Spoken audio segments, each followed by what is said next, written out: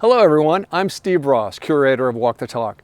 Thank you for joining us tonight. If you're joining us for the first time, you are now part of Walk the Talk tribe. Tonight, we present our first virtual Walk the Talk, as well as celebrate our 4th anniversary of Walk the Talk speaker series.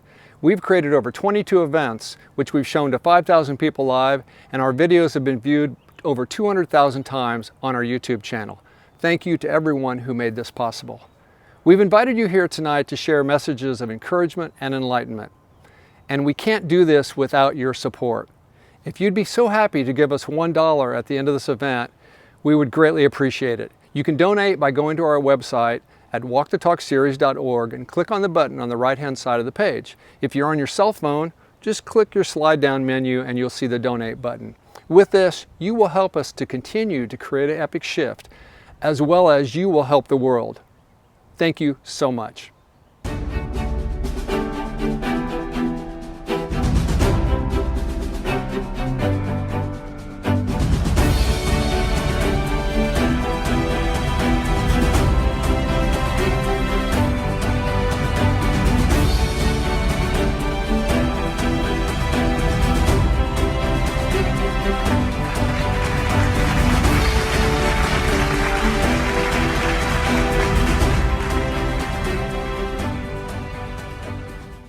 Good afternoon and welcome to the first ever virtual Walk the Talk entitled A New Normal. We are here at the Indianapolis Motor Speedway. I am Kristin Aleixo, and I was fortunate enough to have done one of these back in 2018 on the topic of manifest. But today's a little different. Today we're talking about a new normal. Now, while this is the very first virtual Walk the Talk, this is the 4th anniversary of the series, and it's been viewed over 200,000 times already, and that's amazing. That's only going to continue to grow, and I'm happy that you're here, and I'm happy that you're a part of it. But before we get into that, let's hear from Walk the Talk kids. Let's hear what the kids have to say about living in the world today. My name is Olson, and the new normal for me is not doing much. I try to do as much as I can. It's not very fun, but I try to make it the best time I can. Mostly reading and not going as many places as I used to. The new normal for me is we don't go out as much and we can't go to very many places because everything's closed or we can't get in. A lot of schooling, and I'm very limited to do, fun stuff, so it's a lot of reading, studying. The coolest thing that happened to me during the lockdown is I started woodworking, and I love woodworking. I've been making a lot of cool stuff, and it's just changed me. It's making me more creative. It's helped me. I've gotten to connect with my mom and my siblings more because I haven't got to do that lately. The coolest thing that has happened to me since the lockdown is I've gotten a lot closer to my friends and family, and I've noticed how much they meant to me. Getting closer to my family and my culture, because where I live, I don't see a lot of the Chin community around me, so learning about my culture is very, very cool for me. The way I've been affected by the racism is it's been stressing me out a lot. And it makes me angry that people are so ignorant. People are people. There's only one race, and it's the human race. How I've been affected by racism, it's not really affecting me because I really don't care what they think because I know I'm me and nothing's gonna change that. I've got a lot more stressed out because I've been scared that people just won't be the same after everything, and I don't know how it's going to turn out. Really I want to see the world come together and, and say that we're one, because there's people, that don't think that we are one, and it's hard to see that because we are all one. How about those kids? So awesome to see such positivity coming from some very young minds. Super cool. Thank you for joining the Walk the Talk tribe. If you haven't already, please go ahead and click the like on the Facebook page, subscribe to the YouTube channel, like the videos. It all helps.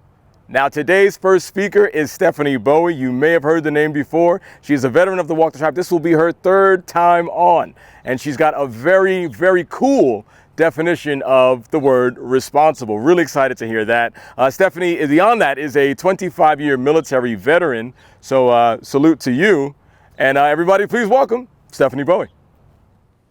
What if I were to tell you that you were responsible for creating, designing, constructing a new normal, not only for yourself and your family, but for your community, your country, and in fact, the world?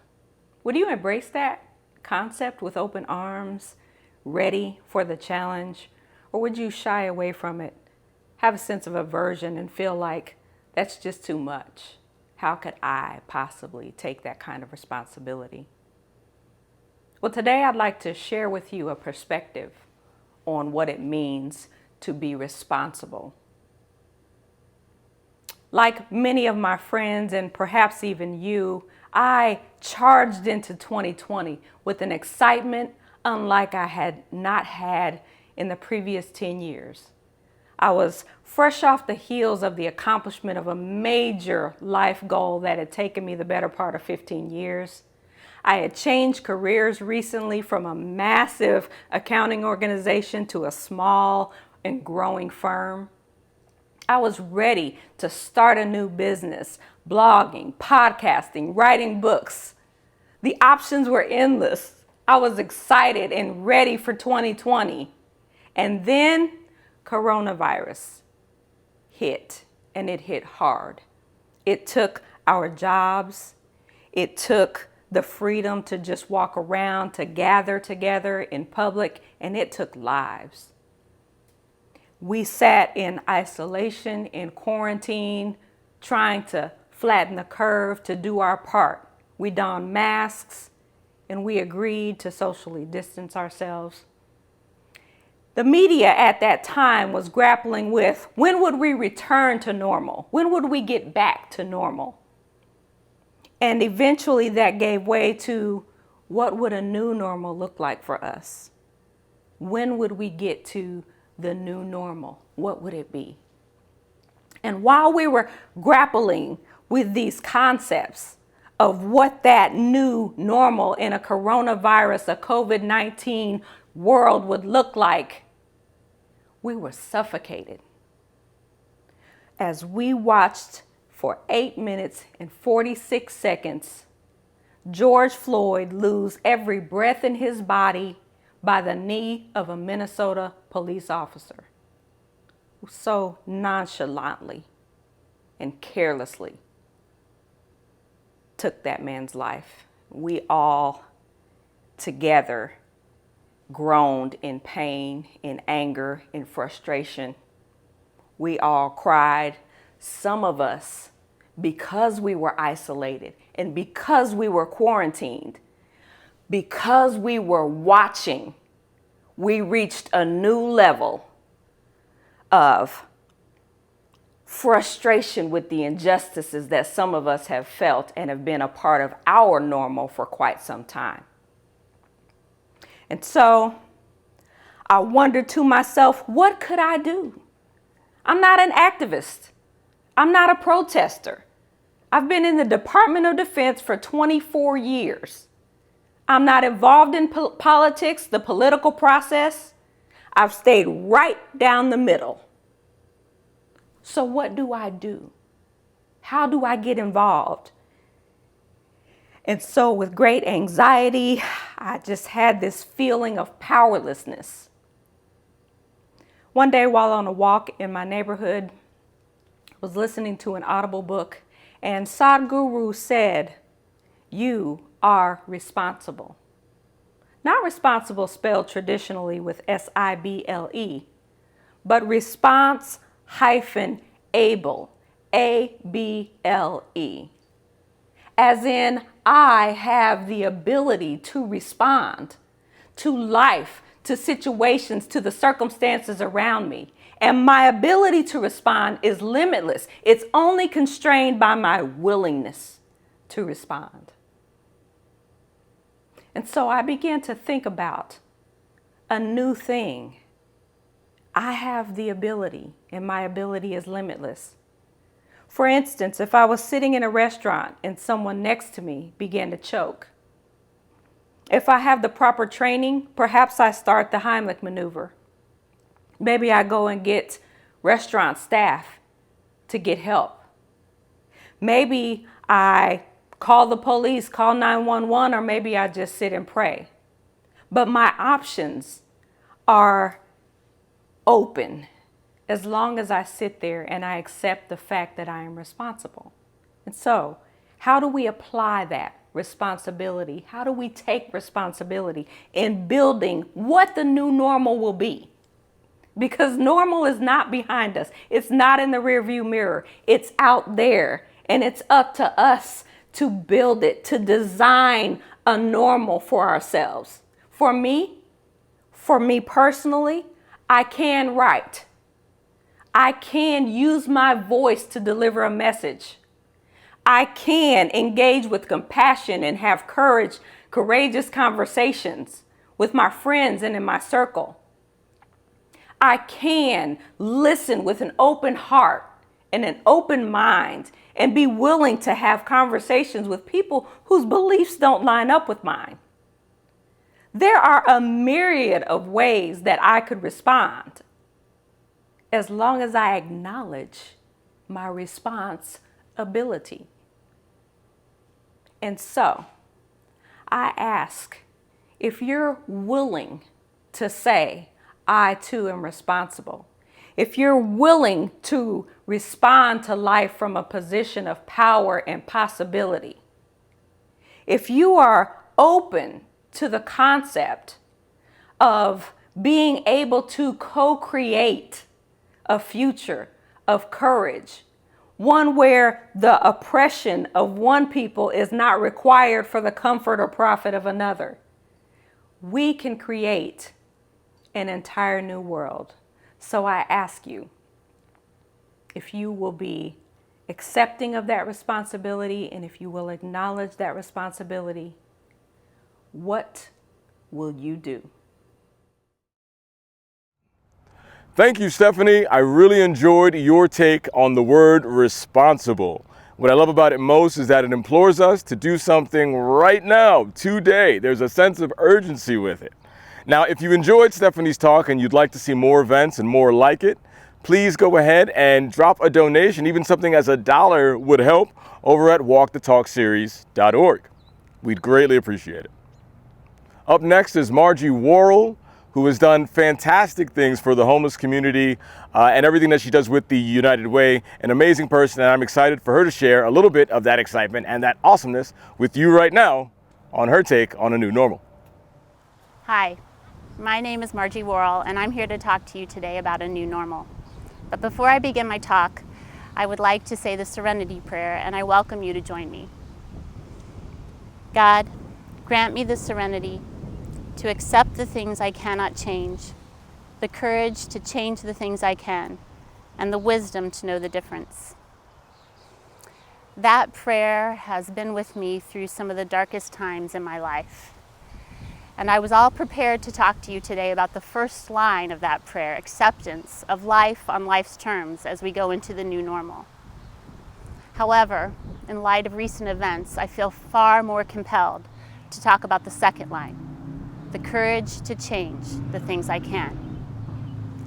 And I want to have the courage today to talk to you about a very difficult topic, systemic institutionalized racism. This topic is difficult because it is something that has existed for centuries within our country with no resolution. It's also difficult because in recent weeks, we have witnessed horrific events of violence against our Black brothers and sisters, innocent and unarmed, being beaten and sometimes killed. When I see these awful things happening, I feel such anger, and I know many of you do too.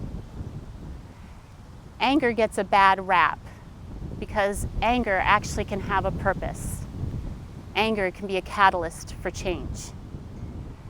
When we look in the New Testament, Christ became angry when he came into the temple and found the money changers taking advantage of the elderly, and he decided to make change. He cast the money changers out and he turned over the tables. And my friends, it is time for us as we go into this new normal to turn over some tables within our own country. Our country was founded on some ideals, and I want to reflect on those and focus on those today. The Declaration of Independence states, "We hold these truths to be self-evident, that all men are created equal and are endowed by their Creator with certain inalienable rights, that among those are life, liberty, and the pursuit of happiness." And I ask you, as you look at what's happening within our country, do you see all people's rights being protected, their right to life, liberty, and the pursuit of happiness? I want to read the next paragraph of the Declaration because it's vitally important to our conversation today. That to secure these rights, governments are instituted among men, deriving their just powers from the consent of the governed. That whenever any form of government becomes destructive to these ends, it is the right of the people to alter or abolish it, and to institute new government, laying its foundation on such principles and organizing its powers in such form as to them shall seem most likely to affect their safety and happiness. When I read that section of the Declaration, I hear change. I hear systemic change. So how do we go about creating systemic change for our country as we progress forward into a new normal? Well, there are many ways, but today I would like to focus on 4 key areas that we can actually start today. The first one is to educate. It is our responsibility to educate ourselves on what is happening in our country. And then once educated, it is our responsibility to share that information with others. You see, we are on a journey to change, and we need everyone that we can get to come with us on that journey. Advocate. Advocating just means speaking up and speaking out. I have a story about a friend of mine who works downtown as a lawyer. He was driving home one night and he saw a young man standing on the monument steps holding a sign that said "to serve and protect." It was a very powerful image of peaceful protest, and he wanted to capture it. And as he rolled down his window to take a picture, he heard a voice from the side. It was a voice that was heckling and mocking and belittling this man who was standing there in his own strength and his own power, exercising his right to speak his truth. In that moment, my friend could have rolled up his window and driven off, but instead he chose to advocate. He became an ally. He said, "Dude, why are you doing this? He's not hurting you. He has every right to be here. Just leave him alone." And in that moment, he said to that young man standing there, "I see you, I hear you, and I honor your message, and I stand with you." All of us can do that for one another. Agitate. Agitating means making some noise. My friends, change cannot come without disruption, and especially systemic change. We have to disrupt the normal to create a new normal. So what does that look like? Well, it means joining groups that are already working in this space, becoming active, becoming a part of that solution in whatever way you can. And finally, legislate. I'm hearkening back to the words that I read from our own Declaration of Independence, and it is vitally important that we go out and vote. If our government is no longer supporting the rights of all people, then we are responsible for abolishing or altering that government. So as we step into the new normal, my friends, research, find out who will be supportive of all people in our country, supportive of their rights, and put those people into office. Before I end, I want to leave you with two quotes. The first one is from Dr. Martin Luther King Jr., and it's one of my favorite quotes. Faith is taking the first step without being able to see the entire staircase. We cannot see the entire staircase right now. Everything is changing very rapidly in our world, but we can have faith, and it is incumbent upon us to take that first step and know that we will be supported by others in our community. The last quote I want to leave you with is from Margaret Mead. And this quote says, "Never doubt that a small group of concerned, thoughtful citizens can change the world, because indeed, it's the only thing that ever has." As we go forward together into this new normal and making change, I wish you peace. God bless. Margie, that was awesome. I told you guys, and I knew she wouldn't disappoint.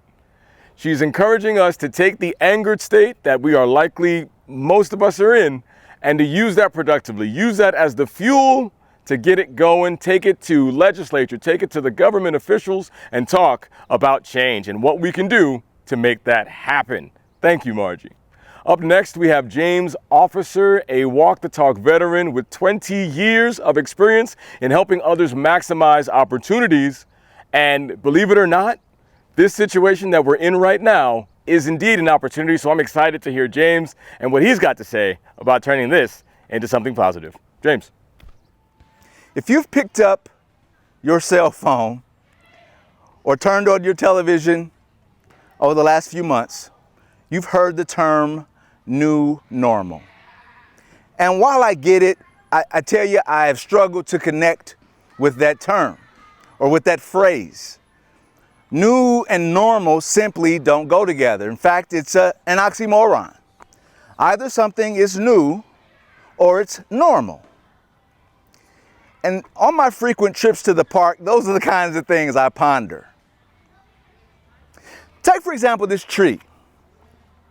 This tree's been here a long time, and frankly, by the size of it, we could assume that it's been here longer than the actual park has.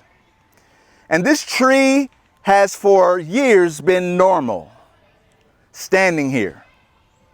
And as a result of being planted in this spot, being normal, this tree has done amazing things. For example, right now it's providing shade on a really hot day. It provides shelter for birds and other animals. It provides oxygen through its leaves.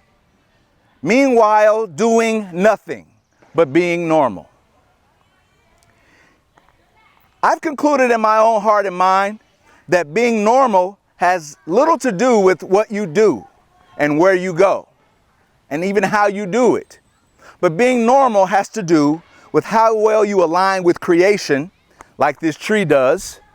It is being perfect and normal in its state, and how well you align with your Creator. Let me illustrate this another way.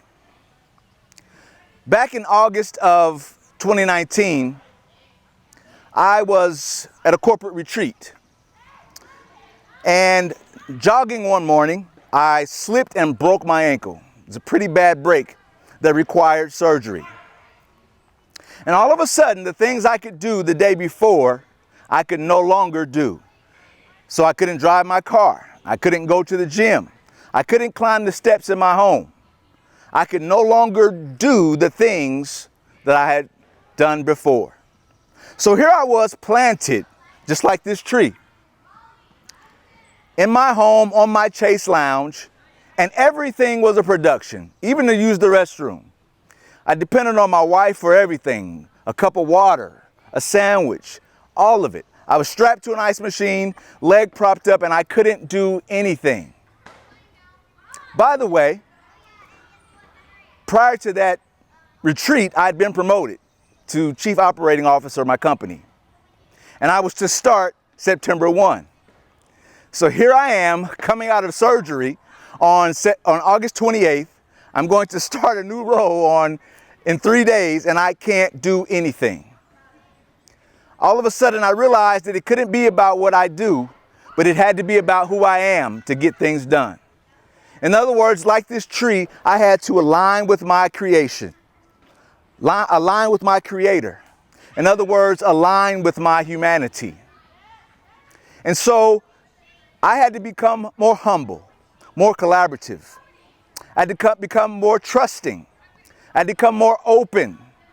I had to be willing to allow my team members to do things the way they saw fit. The amazing thing that happened is in those first 30 days of my new role, things got done. And I couldn't do anything. But they didn't get done because of what I could do. They got done because of who I become. And also because of an amazing team. Fast forward to March of 2020. And the entire country is blessed with the same gift I was given the prior August. COVID-19 swept through the country and caused a complete halt. Everything stopped. Schools shut down. Businesses shut down. Unless you were an essential worker, shut down. All of a sudden, everyone was planted in their home, getting to know their families, getting to know, teaching their children, protecting the elderly in their homes, not able to do. And all the things that they were doing all of a sudden became insignificant, and the most important things became more important, aligning with their humanity. I'm convinced that normal can never be new. New is new and normal is normal. However, I am encouraged and persuaded that normal can be new again. By aligning with what matters, by aligning what makes us common, what makes us one. May 25th, we all watched in horror as George Floyd laid there under the knee of former police officer Derek Chauvin for 8 minutes and 46 seconds until he was dead.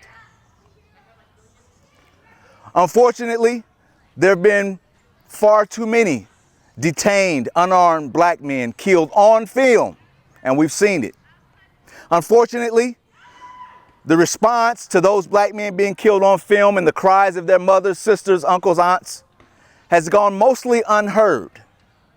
Unfortunately, I and other black men and women have to have conversations with our children about how to remain alive in interacting with the police. Unfortunately, the sight of a police car creates some level of anxiety for a lot of black people. But something was different this time. People all over the world and all over the United States gathered in the streets in the midst of a pandemic and protested the disregard for black life in America. Elbow to elbow, walking down the streets of America. What happened? Ladies and gentlemen, I think what we witnessed and are witnessing is people being normal. After being planted in their homes for months, having to disregard their titles, their activities, and all the things that they've defined themselves by, we've all had to align with our humanity, becoming normal. There's a great myth that exists that says we are different, that somehow we are not the same. Did you know that the odds of you being born are 1 in 400 trillion? That's a 4 with 14 zeros. That means that it is mathematically impossible for you to be here, 1 in 400 trillion, and me to be here, 1 in 400 trillion, and not be connected. We are all connected. In fact, under one universe, one song. And as we align with our humanity, we are normal. It is one thought that I send to everyone listening, everyone that's participating, that as you've been planted over the last couple of months, and that you've begun to bear fruit of love and compassion and concern for humanity, that you not allow yourself to be chopped down and disconnected from humanity. Imagine if this tree were chopped down, how awful that would be. I encourage you to maintain your connection. Maintain your normalcy.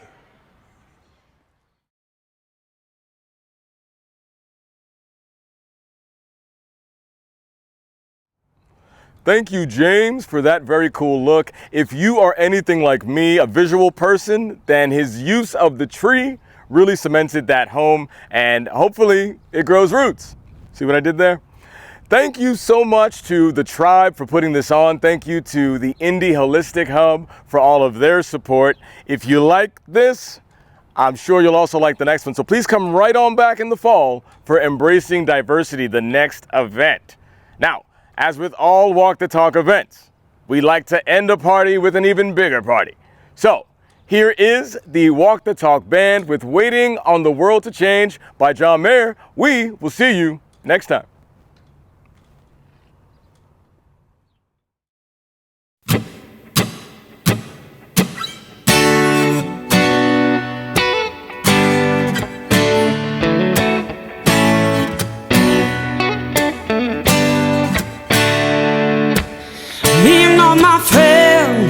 We all misunderstood. They say we stand for nothing and there's no way we ever could. Now we see everything that's gone wrong with the world and those who lead it. We just feel like we don't have the means to rise above and beat it. So we keep waiting, waiting on the world to change. Here we keep on waiting, waiting on the world to change. It's hard to beat the system when we're standing at a distance. So we keep waiting, waiting on the world to change. Now if we had the power to bring our neighbors home from war, they would have never missed a Christmas. No more ribbons on the door. When you trust your television, what you get is what you got. It's when they own the information, oh, they can bend it all they want. So while we're waiting, waiting on the world to change. No, we keep on waiting, waiting on the world to change. It's not that we don't care, we just know that the fight ain't fair. So we keep waiting, waiting on the world to change.